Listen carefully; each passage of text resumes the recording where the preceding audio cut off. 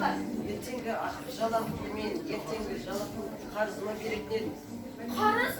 Қарыз дейсің бе? Құдай-ау, қайдағы қарыз? Ой, жай әшейін бір шаруаға қажет болып қалған.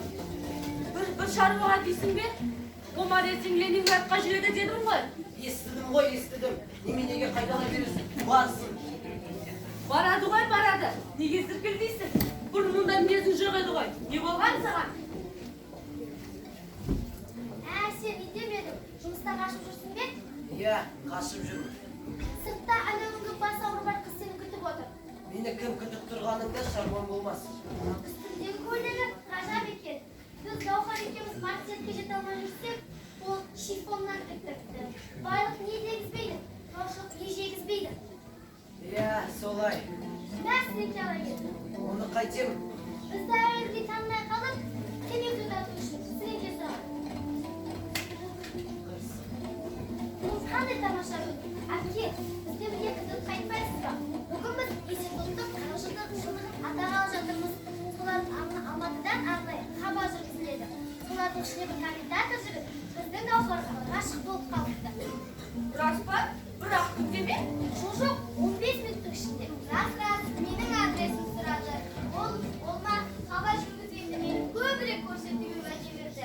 Бірақ сіз бізге қосамыз. Қосылсаңыз комментатор маған деген ықыласының арқасында бүкіл республикаға көрінеді. Рас айтам. Солай деңдер, оларың қашанға шен болмақшы? Түнгі сағат 10 болмай жатып қайтамыз. Мен бармай-ақ қояйын. Комментаторларға ұнамай қалсаң, сендерді де көрсетпей қояйын. Үйде болайын. Шынымен бармайсыз ба? Жоқ, өздеріңе бара беріңдер. Онда мынаны бар ғой, өзбесін қызартып, бірдікпей қайта тіге салыңызшы. Кетсем театрға осы көйлекті кимесем, басқа көйлегім жоқ қой. Жарайды, тіге саламын. Сізге сөйлесіп тұрған жоқсыз ба? Жоқ, мен неге ренжимін? Денің сау ма? Алтын әпкем жоқ.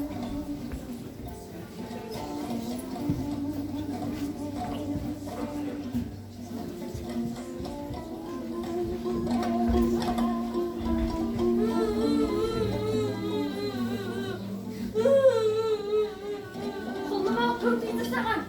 Марат ұрды. Мұрат сені неге ұрады?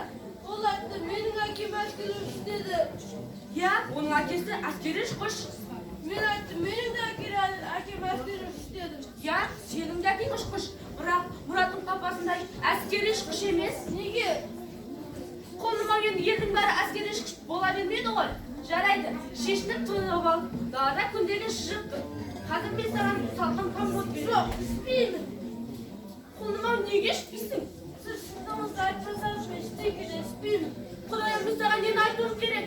Марат айтады, әкең сендерді тастап кеткенді, ол ешқандай да әскери ұшқыш емес деді. Ол өтірік айтады ғой, иә? Я, ол өтірік айтады. Кейін оны түсінесің құлым. Кейін.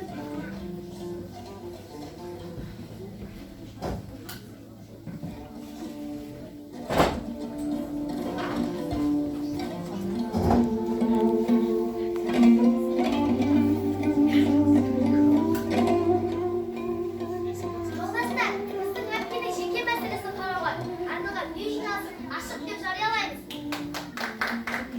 Түрлі себептермен жиналысымызға 2 адам қатыса отыр. Тимур қызбен кездесуге кетті, Індек түнгі сағат 11 болғандықтан ұйықтаймын деп мәлімдеп ұйықтамай кетті. Ендеше жиналысымыз ашық дегенде қол көтеріңіздер. Әй, мұнда не болып жатыр? Мен сәл кешіріп қалғаным. Жолдас Оспанова, отырыңыз. Оспановасы несі? Әпке, немес әлгі мамуля демешін едіңдер? Сіз бұл жайында өзіңіз сөз бергенде айтасыз.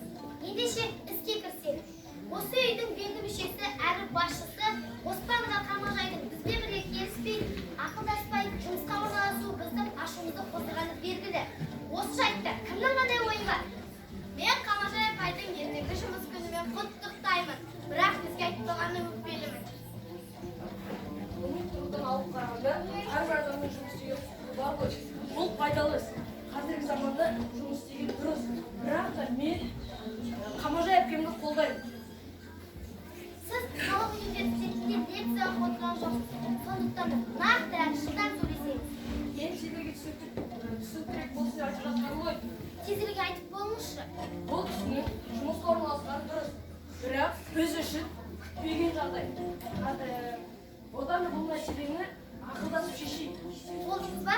Отырыңыз. Неге қайда? Сендер менің жұмысқа орналасқанымды намыс көріп отыр екенсіңдер ғой. Бұларың дұрыс емес. Мен сонда үйде қол қусырып отыра бермекпін бе? Жоқ, сіздің кондуктор болам деген ұнамайды. Иә. Бұларың дұрыс емес. Жұмыстың жаман жақсы жоқ. Әжептәуір айлық алып отбасымызға алып келсем, ол бізге артық етпейді. Оның үстіне теміржанда есейді. Үйде өз жалғыз қала тұрады. Кейде өзімен бірге алып кетемін. Бұйым оның үстіне мектепке де барады. Ұзатылған күн дей ме, соған береміз.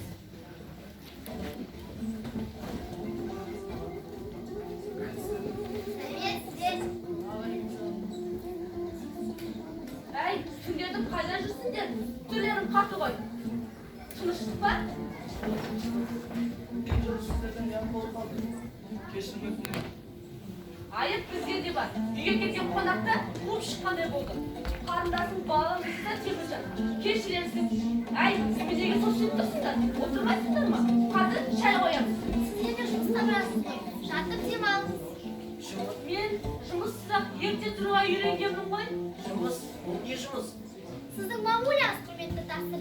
Ертеңнен бастап жұмысқа шығады. Автобустың кондукторы. Айлығы әжептәуір 90 сайын төленетін сыйлық ақшасы тағы да бар. Мамуля, рас па? Рас. Ал біз ше, мына біз не істейміз? Құдайым біздің несі? Сендерге не болады екен? Біз дегенім...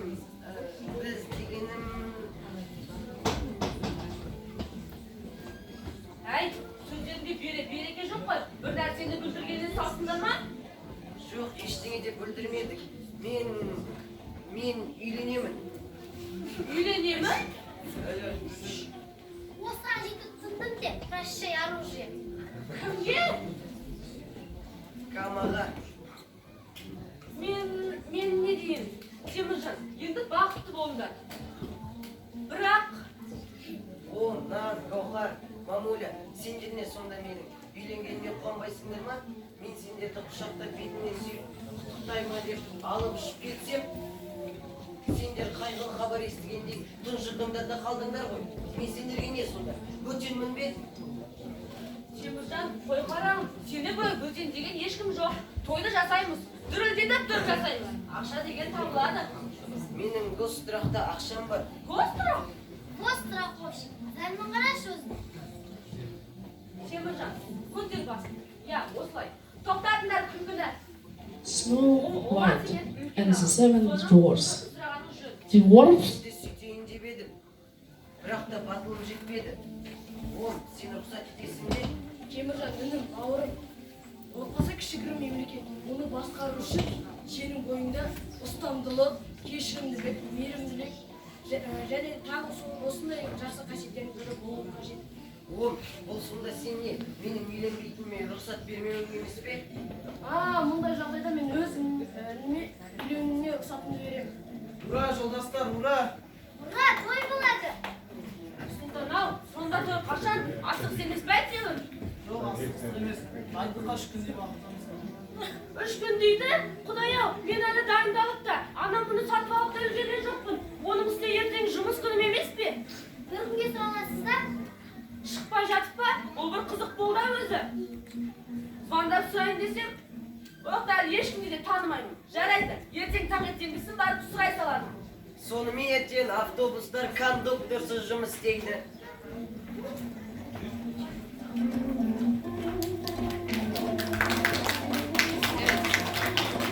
Сіздердің алдарыңызда өнер көрсеткен Мамед Шишалы Құнанбаев атындағы орта мектеп жанындағы интернат тәрбиеленушілерінің бауырлар тәрбиеленушілерінен құралған бауырлар командасы. Рахмет.